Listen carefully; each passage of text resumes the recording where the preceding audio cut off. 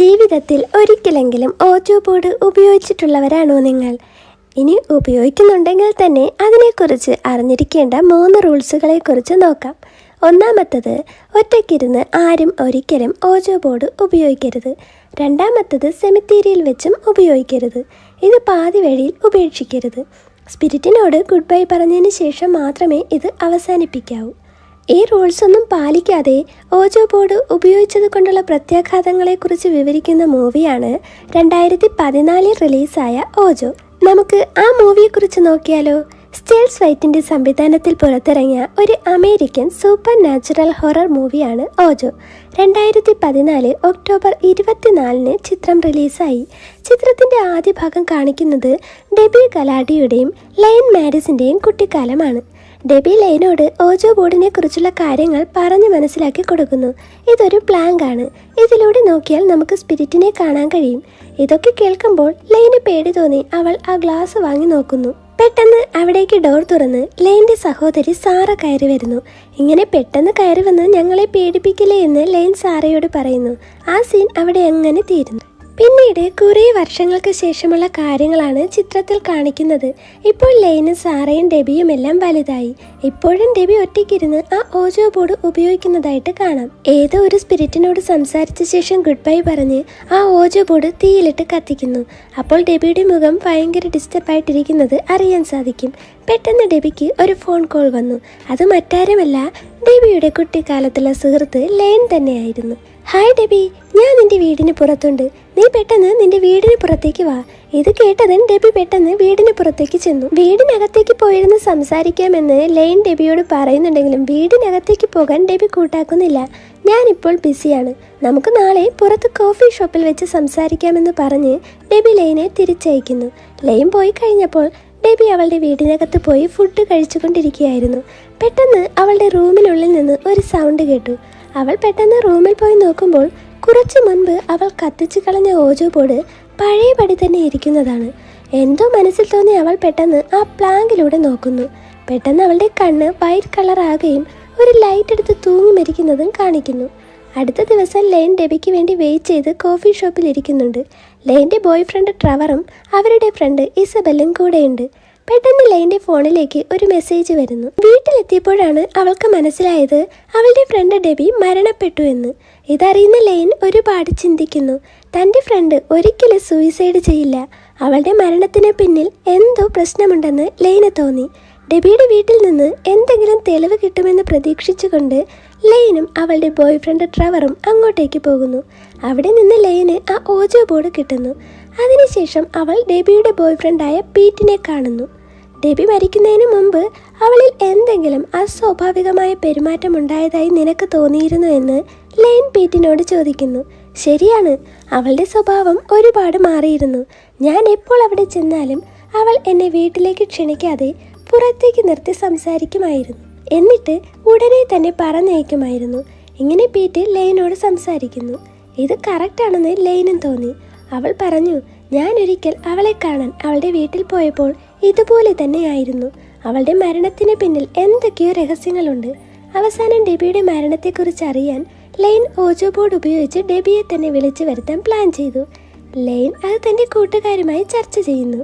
ഇതിലൊന്നും അവർക്ക് വലിയ വിശ്വാസമില്ലെങ്കിലും ലൈന് വേണ്ടി അവരെല്ലാം കൂടി വരാമെന്ന് സമ്മതിക്കുന്നു. അങ്ങനെ ലൈൻ്റെ സിസ്റ്റർ സാറ, ഇസബെല്ല, ട്രവർ, ഡെബിയുടെ ബോയ് ഫ്രണ്ട് പീറ്റ് എന്നിവർ ഡെബിയുടെ വീട്ടിലെത്തുന്നു. ഒരു ടേബിളിന് ചുറ്റുമിരുന്ന് ആ ഓജോ ബോർഡ് അവർ ഉപയോഗിക്കുന്നു. ഉടനെ ആ പ്ലാങ്ക് മൂവായി. അവിടെ സ്പിരിറ്റിന്റെ സാന്നിധ്യം വന്നതായി കാണിക്കുന്നുണ്ട്. പ്ലാങ്ക് സ്വയം മൂവ് ചെയ്യുന്നത് കണ്ട് അവരെല്ലാവരും അതിശയിക്കുന്നു. നിനക്ക് ഞങ്ങളോട് സംസാരിക്കാനുണ്ടോ എന്ന് ചോദിക്കുമ്പോൾ ആ പ്ലാങ്ക് ഹായ് ഫ്രണ്ട് എന്ന് കാണിക്കുന്നു. നീ ആരാണെന്ന് ചോദിക്കുമ്പോൾ ആ പ്ലാങ്ക് ഡി എന്ന ലെറ്ററിൽ വന്ന് നിൽക്കുന്നു.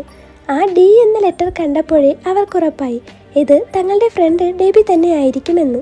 എന്തിനാണ് നീ ആത്മഹത്യ ചെയ്തെന്ന ചോദ്യത്തിന് മറുപടി ഒന്നുമില്ല.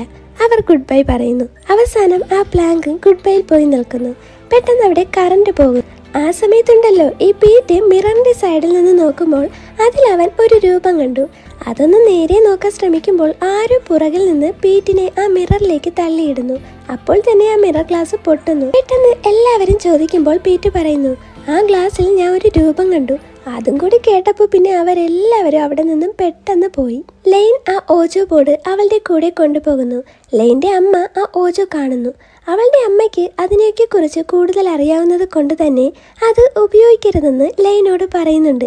മരിച്ചവരിൽ നിന്ന് ഉത്തരം തേടുന്നത് നല്ലതല്ല എന്ന് പറയുന്നു. ഇനി മേലിൽ നീ ഇത് ഉപയോഗിക്കരുതെന്ന് വാൺ ചെയ്യുന്നു. അത് കഴിഞ്ഞ് ട്രെവർ ഒരു സൈക്കിളിൽ പോകുമ്പോൾ അവിടെ ഹായ് ഫ്രണ്ട് എന്ന് എഴുതിയത് കാണുന്നു. അതുപോലെ തന്നെ ഇസബെല്ലയ്ക്കും പേറ്റിനും ഇതുപോലെ ഹായ് ഫ്രണ്ട് എന്ന മെസ്സേജ് കിട്ടുന്നു. ലെയ്നും സിസ്റ്ററും നോക്കുമ്പോൾ അവരുടെ ലാപ്ടോപ്പിലും സെയിം വേർഡ്സ്. ഇങ്ങനെ എല്ലാവർക്കും ഒരുപോലെ സന്ദേശം വന്ന സ്ഥിതിക്ക് ഡെബിക്ക് നമ്മളോട് എന്തോ പറയാനുണ്ട്, അത് കണ്ടെത്തണമെന്ന് ലെയ്ൻ തൻ്റെ കൂട്ടുകാരോട് പറയുന്നു. ശേഷം വീണ്ടും അവർ ഡെബിയുടെ വീട്ടിലേക്ക് എത്തുകയും അവർ ഓജോ ഉപയോഗിച്ച് ഡെബിയുമായി കമ്മ്യൂണിക്കേറ്റ് ചെയ്യാൻ ശ്രമിക്കുന്നു. ഹായ് ഡെബി, നീ അയച്ച സന്ദേശം ഞങ്ങൾക്ക് കിട്ടി. നിനക്കെന്തെങ്കിലും ഞങ്ങളോടായി പറയാനുണ്ടോ എന്ന് അവർ ചോദിക്കുന്നു. പെട്ടെന്ന് അവരുടെ മുന്നിൽ കിടന്ന ചെയർ തനിയെ ചലിച്ചു. ഡെബി, നീ സൂയിസൈഡ് ചെയ്തതാണോ എന്ന് ചോദിക്കുമ്പോൾ നോ എന്ന് കാണിക്കുന്നു. ആരെങ്കിലും കൊന്നതാണോ എന്ന് ചോദിക്കുമ്പോൾ എസ് കാണിക്കുന്നു. ആരാണ് കൊന്നതെന്ന് ചോദിക്കുമ്പോൾ ഉത്തരമില്ല. എന്തോ സംശയം തോന്നി പീറ്റ് പെട്ടെന്ന് ആ സ്പിരിറ്റിനോടായി ഒരു ക്വസ്റ്റ്യൻ ചോദിക്കുന്നു.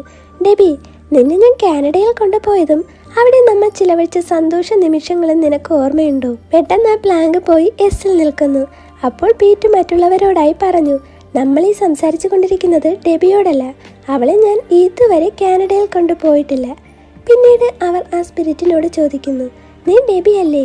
നോ എന്ന് കാണിക്കുന്നു. നീ ആരാണെന്ന് ചോദിക്കുമ്പോൾ DZ എന്ന 2 ലെറ്റർ കാണിക്കുന്നു. ഇത് ആരായിരിക്കുമെന്നറിയാൻ ലെയ്ൻ ആ ഗ്ലാസ്സിലൂടെ നോക്കുമ്പോൾ വായ് തച്ച് വെച്ചിരിക്കുന്ന രീതിയിൽ ഒരു ചെറിയ കുട്ടിയെ കാണിക്കുന്നു. പെട്ടെന്ന് പേടിച്ച് ലെയ്ൻ ആ പ്ലാങ്ക് നിലത്ത് വെക്കുമ്പോൾ പെട്ടെന്ന് അത് റണ്ണാവും. ഷീസ് കമ്മിങ് എന്ന് കാണിക്കുന്നു. ഒന്നും മനസ്സിലാകാത്ത രീതിയിൽ ആര് വരുന്നു എന്ന് ചോദിക്കുമ്പോൾ മദർ എന്ന് കാണിക്കുന്നു. പെട്ടെന്ന് ലെയ്ൻ ആ പ്ലാങ്ക് എടുത്ത് നോക്കുമ്പോൾ ഒരു സ്ത്രീ ഭീകരമായി അലറിക്കൊണ്ട് അവരുടെ അടുത്തേക്ക് വരുന്നു. ഓജോ ബോർഡെല്ലാം തെറിച്ചു പോകുന്നത് കണ്ട് പേടിച്ച് അവർ വീടിന് പുറത്തേക്ക് ഓടുന്നു. ഡെബി അത് ഉപയോഗിച്ചു, അവൾ മരിച്ചു. നമ്മളത് ഉപയോഗിച്ചു, നമുക്കെല്ലാം ഇനി എന്ത് സംഭവിക്കുമെന്ന് പറയാൻ കഴിയില്ലെന്ന് സാറ ലെയ്നോടായി പറയുന്നു. ഒന്നും സംഭവിക്കില്ല എന്ന് പറഞ്ഞ് ലെയ്ൻ സാറയെ സമാധാനിപ്പിക്കുന്നു. പിന്നീട് കാണിക്കുന്നത് ലെയ്ൻ ഡെബിയുടെ ഒരു പെൻഡ്രൈവ് ലാപ്ടോപ്പിൽ കണക്ട് ചെയ്തിരുന്ന് കാണുന്നതാണ്. അതിൽ ഓജോ ബോർഡുമായി സംസാരിക്കുന്ന ഡെബിയെ കാണിക്കുന്നു. ഹായ് ഫ്രണ്ട് എന്ന സന്ദേശമാണ് അവൾക്കും വന്നിരിക്കുന്നത്. അപ്പോൾ അവർക്ക് മനസ്സിലായി തങ്ങൾ സംസാരിച്ച സ്പിരിറ്റിനോട് തന്നെയാണ് ഡെബിയെ സംസാരിച്ചിരിക്കുന്നതെന്ന്. പിന്നീട് ഇസബെല്ല ടീത്ത് കൈൻ ചെയ്യുമ്പോൾ അവളുടെ വായ് തച്ചുവെച്ച രീതിയിലാകുന്നു. അവൾ ഉറക്കി വിളിക്കാൻ ശ്രമിക്കുന്നുണ്ടെങ്കിലും അതിനവൾക്ക് കഴിയുന്നില്ല. അവൾ ദാരുണമായി തന്നെ മരണപ്പെടുന്നത് ചിത്രത്തിൽ കാണാൻ സാധിക്കും. ഇസബെൽ ഇങ്ങനെ മരിച്ചതറിഞ്ഞ് എല്ലാവരും ലെയ്നെ കുറ്റപ്പെടുത്തി സംസാരിക്കുന്നു. പിന്നീട് വീണ്ടും ലെയ്നും പീറ്റും കൂടി ഡെബിയുടെ വീട് തിരയുമ്പോൾ ലെയ്ന് കുറച്ച് ഫോട്ടോസ് കിട്ടുന്നു. ഇതൊരു ഫാമിലിയുടെ ഫോട്ടോയാണ്. ഇതിൻ്റെ പഴക്കം നോക്കിയാൽ ഏകദേശം 1950-60കളിൽ എടുത്തതായിരിക്കുമെന്ന് പീറ്റ് ലെയ്നോടായി പറയുന്നു. ഈ ഫാമിലിയെക്കുറിച്ച് കൂടുതൽ അറിയാൻ സെർച്ച് ചെയ്ത് നോക്കുമ്പോൾ ലെയ്ൻ ഒരു കാര്യം മനസ്സിലായി. വർഷങ്ങൾക്ക് മുൻപ് ആ ഫാമിലിയിലെ ഒരു പെൺകുട്ടിയെ കാണാതാകുന്നു. ഡോറിസ് സാൻഡർ അഥവാ ഡിസ്. അവളോടാണ് തങ്ങൾ നേരത്തെ സംസാരിച്ചിരുന്നത്. ഡെസി എങ്ങനെയാണ് മരിച്ചതെന്ന് കണ്ടുപിടിക്കാൻ കഴിഞ്ഞിരുന്നില്ല. ഡെസിയുടെ അമ്മയാണ് അവളെ കൊന്നതെന്ന് വിശ്വസിച്ചുകൊണ്ട് ഡെസിയുടെ സിസ്റ്റർ അവരെ കൊല്ലുന്നു. അങ്ങനെ ആ ഫാമിലിയിലെ 2 പേർ കൊല ചെയ്യപ്പെട്ടു. ഇനി ജീവനോടെയുള്ളത് ഡെസിയുടെ സിസ്റ്റർ മാത്രം. അങ്ങനെ ലെയ്ൻ ഡെസിയുടെ സിസ്റ്ററിനെ കാണാൻ പോകുന്നു. പിന്നീട് ഈ സംഭവ വികാസങ്ങളെല്ലാം ഡെസിയുടെ സിസ്റ്ററിനോട് ലെയ്ൻ പറയുന്നു. അതെല്ലാം കേട്ടതിന് ശേഷം ഈ ഡെസിയുടെ സിസ്റ്റർ പറഞ്ഞു, ഞങ്ങളുടെ അമ്മ ഓജോ ബോർഡ് കൈകാര്യം ചെയ്യുന്നതിൽ വളരെ എക്സ്പെർട്ടായിരുന്നു. സ്പിരിറ്റുകളുമായി അമ്മ ധാരാളം കമ്മ്യൂണിക്കേറ്റ് ചെയ്യുമായിരുന്നു. ഇത് ഡെസിക്ക് വളരെ ഇഷ്ടമായിരുന്നു. അങ്ങനെ ഡെസിയും കൂടി അതിലേക്ക് ചേർന്നു. ഒരിക്കൽ അങ്ങനെ വിളിച്ചു വരുത്തിയ സ്പിരിറ്റുകളെ തിരിച്ചയക്കാൻ അമ്മയ്ക്ക് കഴിയാതെ വന്നു. അങ്ങനെ ഞങ്ങളുടെ അമ്മ ഒരു ഭ്രാന്തിയായി. അമ്മ കാരണമാണ് ഡോറിസ് മരിച്ചത്. അതവിടെ നിൽക്കട്ടെ, നിങ്ങൾ എൻ്റെ അമ്മയെയും ഡോറിസിനെയും കണ്ടെങ്കിൽ ആ ഓജോ ബോർഡ് നിങ്ങൾ ഉപയോഗിച്ചു എന്നല്ലേ ഈ പറയുന്നതിനർത്ഥം? ഓജോ ബോർഡ് ഞങ്ങളുടെ അമ്മയുടെ ശക്തി ഇരട്ടിയാക്കിയിട്ടുണ്ടാകാം.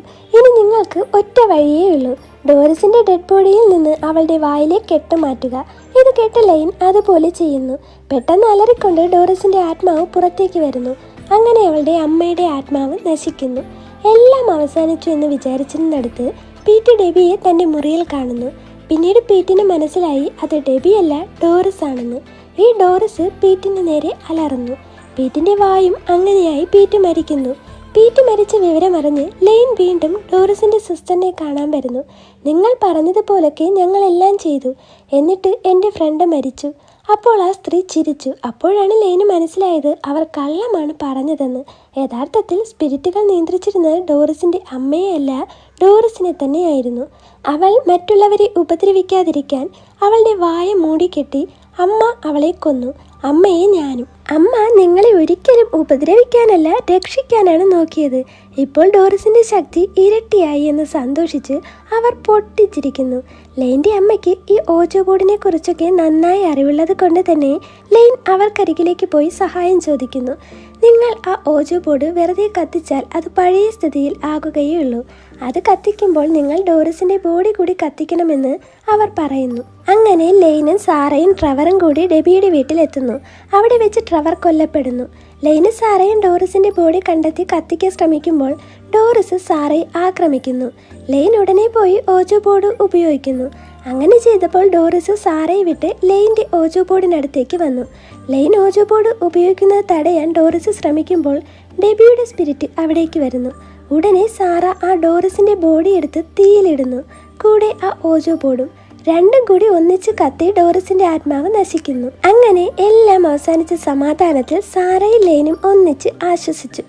പെട്ടെന്ന് തന്നെ ആ പ്ലാങ്ക് അവിടെ ഇരിക്കുന്നത് അവരുടെ ശ്രദ്ധയിൽപ്പെടുന്നു. അവർ അതിനുള്ളിലൂടെ നോക്കുമ്പോൾ എന്തോ വെള്ള നിറത്തിൽ കാണുന്നത് പോലെ കാണിച്ചുകൊണ്ട് സിനിമ അവസാനിക്കുന്നു. ചിത്രം ഇഷ്ടപ്പെട്ടിട്ടുണ്ടെങ്കിൽ ലൈക്ക് ചെയ്യുക. കൂടുതൽ വീഡിയോകൾക്കായി ചാനൽ സബ്സ്ക്രൈബ് ചെയ്യുക.